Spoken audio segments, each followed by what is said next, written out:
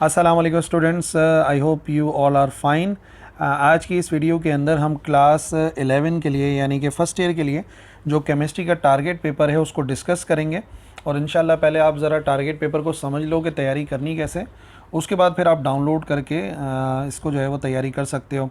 अब सबसे पहले एक बात आप जहन में बैठा लीजिए कि हमारे पास केमिस्ट्री में पेपर केमिस्ट्री का जो पेपर होता है उसमें सवालात कितने किस्म के आते हैं। देखें, सबसे पहले जो सवालात होंगे वो होंगे डिफ़ाइन से रिलेटेड। डिफ़ाइन से रिलेटेड अगर सवाल नहीं भी आता, वैसे तो किसी क्वेश्चन के साथ ऐड कर देते हैं, लेकिन अगर डिफ़ाइन का नहीं भी आता तो वो आपके MCQs की तैयारी कराता है, ज़्यादा जो डिफ़ाइन वाले होते हैं।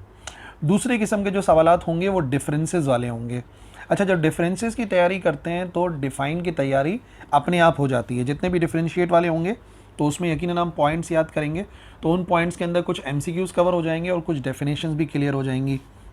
फिर न्यूमेरिकल होते हैं हमारे पेपर के अंदर, और न्यूमेरिकल के अलावा बात आ जाएगी हमारे पास अब रीजनिंग क्वेश्चंस की। रीजनिंग क्वेश्चन जो होंगे उसमें ये होता है गिव रीजंस, और कोई भी रीज़न लिखा हुआ होता है। तो मैंने भी टारगेट पेपर में उसी तरीके से अरेंजमेंट करी है, ठीक है ना, चैप्टर वाइज है, और हर चैप्टर से रिलेटेड जो डेफिनेशंस हैं, न्यूमेरिकल्स हैं, डिफरेंसेस हैं, और जो जनरल क्वेश्चंस होते हैं डिस्क्रिप्टिव, और इसके साथ साथ रीज़न जो है उनको अलग अलग लिखा है। तो आप ऐसा भी कर सकते हैं कि आप चैप्टर वाइज तैयारी करें, या आप ऐसा भी कर सकते हैं कि आप पर्टिकुलर चीज़ की तैयारी लगातार करें, यानी कि डिफरेंसेस पहले तैयार कर लो, या डिफरेंसेस के अलावा रीजंस पहले तैयार कर लो, डेफिनेशंस पहले तैयार कर लो। ये दोनों ऑप्शन है आपके पास, ठीक है जी। तो चलिए बताता हूँ मैं सबसे पहले चैप्टर नंबर 1 स्टीशियोमेट्री के अंदर। डिफाइन में आपको mole, limiting reactant, molar volume, Avogadro's number, simple सी डेफिनेशन होंगी जो कि मेजर कॉन्सेप्ट्स होते हैं हमारे। और फिर डिफरेंशिएट करना है, एक ही डिफरेंस है इसके अंदर थ्योरेटिकल यील्ड और प्रैक्टिकल यील्ड के दरमियान में। और जब आप थ्योरेटिकल यील्ड और प्रैक्टिकल यील्ड का डिफरेंसेस देखोगे तो जो परसेंटेज यील्ड है उसकी कैलकुलेशन भी देखोगे।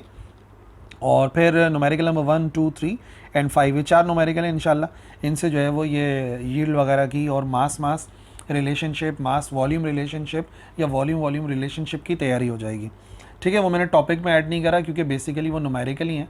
तो आप अगर इन न्यूमेरिकल्स की अच्छे से प्रैक्टिस करोगे, न्यूमेरिकल ज़रूरी नहीं है सेम आए, इन जैसे आएंगे, तो इनकी अगर अच्छे से प्रैक्टिस की भी होगी ना तो यकीनन जो सवाल आएगा पेपर में वो आप अटेम्प्ट कर पाओगे, ठीक है जी। न्यूमेरिकल के हवाले से मैंने पहले ही बता दिया, प्रैक्टिस करनी है न्यूमेरिकल्स की, यानी कि एक बार सोल्यूशन देख लिया वो बात आएगी नहीं, प्रैक्टिस करनी पड़ेगी ताकि उससे रिलेटेड या उस जैसे सवाल अगर पेपर में आए तो आप अटेम्प्ट कर सको, ठीक है। चैप्टर नंबर 2 पर आते हैं। चैप्टर नंबर 2 है एटॉमिक स्ट्रक्चर। एटॉमिक स्ट्रक्चर के अंदर सबसे पहले हमें डिफ़ाइन करना है, और डेफिनेशन मैंने एक ही सवाल बना दिया। बेसिकली जो सारी सीरीज़ हैं हाइड्रोजन एटम की, Lyman, Balmer, Paschen, Brackett, Pfund series, उन सब का क्या होता है, इनिशियल ऑर्बिट, फाइनल ऑर्बिट, इसको समझते हुए डेफिनेशन आपने याद करनी है। अच्छा, चैप्टर नंबर 2 काफ़ी इंपॉर्टेंट है क्योंकि इसमें क्वांटम नंबर्स भी हैं और इलेक्ट्रॉनिक कन्फिग्रेशन दोनों हैं। इलेक्ट्रॉनिक कन्फिग्रेशन यहाँ पे सवाल नंबर 4 लिखा है मैंने, तो इलेक्ट्रिक कन्फिग्रेशन सिर्फ जो लिखे हुए हैं इनकी नहीं, इनके अलावा भी तैयारी कर सकते हो, लेकिन इनकी प्रैक्टिस करो। ये मैंने ऐसे रखे हैं कि इनकी प्रैक्टिस से इंशाल्लाह आपको बात क्लियर हो जाएगी, मुख्तलिफ़ तरीके के जो है ना आप अटेम्प्ट कर पाओगे, ठीक है। तो पोस्टुलेट, पहला सवाल तो वही है, क्वांटम नंबर्स कौन कौन से हैं, सिग्निफिकेंस बतानी है। सारे के सारे जो क्वांटम नंबर्स हैं उनकी principal quantum number, azimuthal quantum number, इन सब की सिग्निफिकेंस डिस्कस करनी है। अच्छा, पोस्टुलेट बताना है बॉर्ड-शार्ट्ज़ मॉडल के, और राइटबर्ग्स इक्वेशन जो है उसको आपने ड्राइव करना है, राइटबर्ग्स फार्मूला जो है उसको ड्राइव करना है। रेडियो एक्टिविटी और अल्फ़ा बीटा गैमा की जो प्रॉपर्टीज़ हैं, चाहे शॉर्ट में पूछ ली जाए, MCQs में यूज़ हो जाए, या मुकम्मल सवाल दे दिया जाए, हर तरह से आपने इसकी तैयारी करनी है, ठीक है। और चैप्टर नंबर 2 के अंदर जो डिफ्रेंशिएशन मिलेगी वो आपको मिलेगी लाइन और कंटिन्यूस स्पेक्ट्रम की। लाइन स्पेक्ट्रम क्या है, कंटिन्यूस स्पेक्ट्रम क्या है, और एग्जाम्पल्स के साथ उसके डिफरेंसेस बनाओ। 2 ही न्यूमेरिकल हैं, उन्हीं दोनों की प्रैक्टिस कर लो ताकि राइटबर्ग्स फार्मूला को यूज़ करने की टेक्निक आ जाए सिर्फ, और तो कुछ भी नहीं है। अच्छा, यहाँ से प्रैक्टिस के मामले में इलेक्ट्रॉनिक कन्फिग्रेशन है, मुख्तलिफ जो एलिमेंट्स हैं उनकी इलेक्ट्रॉनिक कन्फिग्रेशन की प्रैक्टिस कर सकते हो। यकीनन इलेक्ट्रॉनिक कन्फिग्रेशन की प्रैक्टिस करने के लिए जितने भी रूल्स हैं उनको आपने याद करना पड़ेगा। हंड्स रूल है या जो N+L रूल है, उन सब की आपने तैयारी करनी है। Chapter number 3 theories of covalent bond and shapes of molecules, जो चैप्टर नंबर 3 है, सबसे इंपॉर्टेंट डिफरेंस जो है सिग्मा और पाई बॉन्ड का है। 4-5 डिफरेंसेस समझ लो, अलग से डिफाइन में भी पूछ लें तब भी बता सको। और वैलेंस बॉन्ड थ्योरी है और मॉलिक्यूलर ऑर्बिटल थ्योरी है, इन दोनों की तैयारी करनी है, VBT की और MOT की। इनके दरमियान में डिफरेंस देख लो कि दोनों में क्या फ़र्क है। डेफिनेशन में आपको बॉन्ड एनर्जी और बॉन्ड लेंथ मिलेगा सिर्फ, जो कि एमसीक्यूज़ में भी काम में आ सकता है और डिफाइन वाले क्वेश्चन में भी हो सकता है। ठीक है जी। अच्छा, अब इसके अंदर जो सवाल होगा ना, shapes of following molecules on the basis of hybrid orbital model या इलेक्ट्रॉन रिपल्शन मॉडल, दोनों के लिहाज से प्रैक्टिस करना है। NH3, H2O, CH, इन सब की तैयारी करनी है इंशाल्लाह। ये जो 7 मैंने लिखे ना, इनकी तैयारी करो, इन्हीं में से मिलेगा आपको पेपर के अंदर। ठीक है। और एटॉमिक ऑर्बिटल हाइब्रिडाइजेशन जो है विद रिस्पेक्ट टू sp3 या sp2 या sp मोड्स ऑफ हाइब्रिडाइजेशन जो है, वो भी इन 4 के लिए, इन 3 से समझ में आ जाती है। sp3, sp2 और sp जो है वो इनसे समझ में आ जाती है, CH4 से, C2H4 और C2H2 से। चैप्टर नंबर 3 में रीज़न आपको मिलेंगे 2। एक तो होगा सिग्मा बॉन्ड क्यों पाई बॉन्ड से स्ट्रॉन्गर है, वो रीज़न आपको मिल भी जाएगा बुक में। और इसके अलावा जो हाइड्रोजन फ्लोराइड है उसकी ग्रेटर आयनिक कैरेक्टर है देन HCl। ये 2 सवाल हैं जो कि मैं समझता हूँ इस चैप्टर से आपको आने चाहिए। ठीक है ना। साइंटिफिक रीज़न जिस चैप्टर के हैं वो लिखे हुए हैं, और जिसमें न्यूमेरिकल हैं, न्यूमेरिकल मेंशन है। चैप्टर नंबर 4 है स्टेट्स ऑफ मैटर का पार्ट 1, जिसमें आपने गैस को स्टडी करना है। और इसके अंदर क्या क्या मिलेगा आपको, इसके अंदर स्टेट एंड एक्सप्लेन के अंदर बॉयल्स लॉ है, चार्ल्स लॉ, डाल्टन्स लॉ और ग्राम्स लॉ ऑफ डिफ्यूजन। देखो न्यूमेरिकल में भी यूज़ होते हैं ये, तो इस वजह से इनकी तैयारी अच्छे से करनी है, इसकी स्टेटमेंट भी याद करनी है और थोड़ी सी जो एक्सप्लेनेशन है मैथमेटिकल उसको भी देखना है। ग्राम्स लॉ ऑफ डिफ्यूजन की मिल जाएगी, डाल्टन्स लॉ की मिल जाएगी, और बॉयल्स लॉ, चार्ल्स लॉ तो है ही। और एक सवाल बन सकता है, बॉयल्स लॉ और चार्ल्स लॉ को इस्तेमाल करते हुए जनरल गैस इक्वेशन को ड्राइव करना है। तो जनरल गैस इक्वेशन की जो डेरिवेशन है उसकी तैयारी करनी है अच्छे से। और एक जो इम्पॉर्टेंट बात है वो ये है कि क्या कॉजेज़ हैं डेविएशन ऑफ रियल गैसेस से, जो आइडियल बिहेवियर से उनका अलग मामला बन जाता है। तो वो जो एक टॉपिक है पूरा, उसको आपने कवर करना है। ठीक है जी। अच्छा, डिफ़ाइन के अंदर प्लाज्मा और उसकी प्रॉपर्टीज़, ये मैंने खुद बता दिया आपको कि देखो डिफ़ाइन वाली चीज़ें जो है ना वो MCQs में भी यूज़ होती हैं, तो इस वजह से प्रॉपर्टीज़ ही मैंने लिख दी हैं। आप प्रॉपर्टीज़ प्लाज्मा की याद करो, उसमें से कोई प्रॉपर्टी MCQs के अंदर यूज़ हो सकती है, प्लाज्मा की अपनी डेफिनेशन यूज़ हो सकती है। और एब्सोल्यूट ज़ीरो एक इंपॉर्टेंट कॉन्सेप्ट है, और आप देखना पास्ट पेपर के अंदर एब्सोल्यूट ज़ीरो का आपको बहुत मिलेगा, जो वो है मल्टीपल चॉइस क्वेश्चन। ठीक है। अच्छा, अब जो गैसेस के न्यूमेरिकल हैं काफ़ी इंपॉर्टेंट न्यूमेरिकल हैं, 2, 4, 6, 7, 8। ठीक है जी। तो गैस से रिलेटेड है, इसके अंदर आपको मिल जाएगा ग्राम्स लॉ ऑफ डिफ्यूजन मिल जाएगा, फिर डाल्टन्स लॉ मिल जाएगा। तो जब वो अच्छे से लॉस की तैयारी कर लोगे ना, फॉर्मूले समझ लोगे, तो इन न्यूमेरिकल की प्रैक्टिस भी हो जाएगी। Chapter number 5 states of matter का जो सेकंड पार्ट है, यानी कि लिक्विड्स को स्टडी करना है। ये रीजंस के लिहाज से बड़ा इंपॉर्टेंट चैप्टर है। यहाँ पर आपको मिलेगी molar heat of fusion and vaporisation, definition में लिक्विड क्रिस्टल्स हैं और उनके यूजेस भी हैं। फिर वही बात है, यूजेस MCQs में यूज़ हो सकते हैं। डायपोल मूवमेंट है और लंडन डिस्पर्जन फोर्सेस, ये सब डिफ़ाइन के अंदर हैं। छोटी छोटी वो बात है, कॉन्सेप्ट आपने सिर्फ हासिल करना है। अच्छा, सवाल हाइड्रोजन बॉन्डिंग का हो सकता है विद इट्स एप्लीकेशन, और सरफेस टेंशन और कैपिलरी एक्शन, इसको याद करोगे ना तो ज़रा रीजंस आसानी से समझ पाओगे। तो पहला रीज़न है कि एवापोरेशन एक कूलिंग प्रोसेस है, इसको समझाइए। और लिक्विड राइज हो जाता है कैपिलरी ट्यूब में, क्यों होता है, कैपिलरी एक्शन बताना है बेसिकली। एक फॉलिंग ड्रॉप जो होता है किसी लिक्विड का, वो हमेशा स्फेरिकल होता है। हनी क्यों ज़्यादा विस्कस है पानी से, मरकरी का मेनिस्कस अपवर्ड क्यों होता है और पानी का लोअर क्यों होता है। तो ये सरफेस टेंशन वाला जो टॉपिक है ना, उसके अंदर इन सब के आंसर्स हैं, उनको ढूंढो। और अगर बोलोगे तो मेरे पास PDF के अंदर इन सब के रीज़न्स हैं, मैं अपलोड कर दूँगा वेबसाइट पे भी, तो वहाँ से जाके जो है आप डाउनलोड कर लो और फिर याद कर लेना। ठीक है जी। फिर आ जाएगा हमारे पास chapter number 6 states of matter का जो थर्ड है, यानी कि सॉलिड्स को डिस्कस करेगा। इसमें डिफ़ाइन में 3 बातें हैं, यूनिट सेल है, सब्लिमेशन है, एलोट्रॉपी है। डिफ्रेंशिएट करना है आइसोमॉर्फिज्म में, पॉलीमॉर्फिज्म में, और क्रिस्टलाइन सॉलिड्स और एमॉर्फस सॉलिड्स में।